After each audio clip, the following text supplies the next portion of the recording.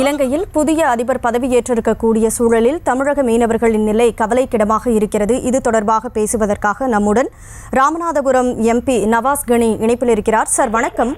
தொடர்ந்து அங்க ஆட்சி மாறினாலும் மீனவர்களுடைய நிலை என்பது மாறவில்லை அப்படின்னு அடுக்கடுக்காக மீனவர்கள் பல்வேறு குற்றச்சாட்டுகளை முன்வைக்கிறாங்க.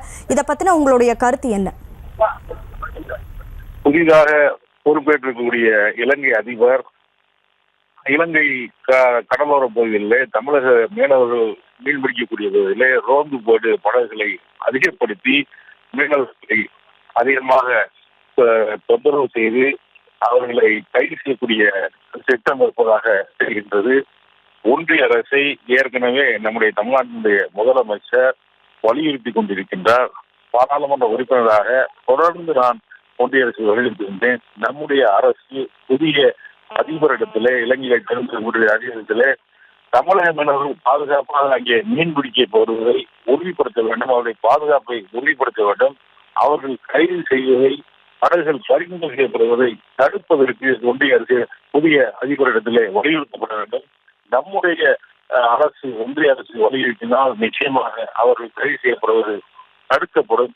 ஒன்றிய அரசினுடைய வலியுறுத்தல் இல்லாதான் தொடர்ந்து அவர்கள் கைது செய்து கொண்டு அவர்களுடைய படகுகள் எல்லாம் பறிமுதல் செய்து கொண்டிருக்கின்றார்கள். நிச்சயமாக புதிய அதிபரோடு நம்முடைய ஒன்றிய அரசு ஒரு சுமூக உறவை வைத்துக் கொண்டு மீனவர்களுடைய பாதுகாப்பை உறுதிப்படுத்த வேண்டும். நிச்சயமாக நம்முடைய முதல்வர் தொடர்ந்து அதை வலியுறுத்திக் கொண்டிருக்கின்றார். பாராளுமன்ற உறுப்பினர் நானும் வலியுறுத்திக் கொண்டிருக்கின்றேன். ஒன்றிய அரசு அதற்கான நடவடிக்கை எடுக்க வேண்டும் என்று நாம் எதிர்பார்த்துக் கொண்டிருக்கின்றோம். இப்போ தொடர்ந்து அரசு தரப்பிலிருந்து மத்திய அரசுக்கு அழுத்தம் கொடுப்பது சரி, இருந்தாலும் மீனவர்களுடைய வாழ்வும் வாழ்வாதாரமும் அடுத்தடுத்து பாதிப்புக்கு உள்ளாக்கப்படும் போது இதற்கு என்ன மாதிரியான நடவடிக்கையை மேற்கொள்ள போறீங்க? அதாவது அங்கே கச்சத்தீவை மீட்பதுதான் இதற்கு தீர்வாக இருக்கும் என்று தொடர்ந்து சொல்லிக் கொண்டிருக்கின்றோம். கச்சத்தீவை மீட்பதில் ஏதாவது சிரமமாக இருந்தால் அந்த பகுதியிலே மீன் பிடிக்கக்கூடிய உரிமையை பெற்றுத்தர வேண்டும். 1974 கச்சத்தீவு ஒப்பந்தத்திலே அந்த பகுதியிலே பாரம்பரிய முறைப்படி மீன்பிடிப்பதற்கு மீனவர்கள் அங்கே ஓய்வு எடுப்பதற்கு வலைகளை இழக்குவதற்கெல்லாம் உரிமை இருக்கின்ற போது அந்த பகுதியில் போனாலே கைது செய்யப்பட்டுக் கொண்டிருக்கின்றார்கள். நமக்கு இருக்கக்கூடிய உரிமையாவது ஒன்றிய அரசு நிலைநிறுத்த வேண்டும்.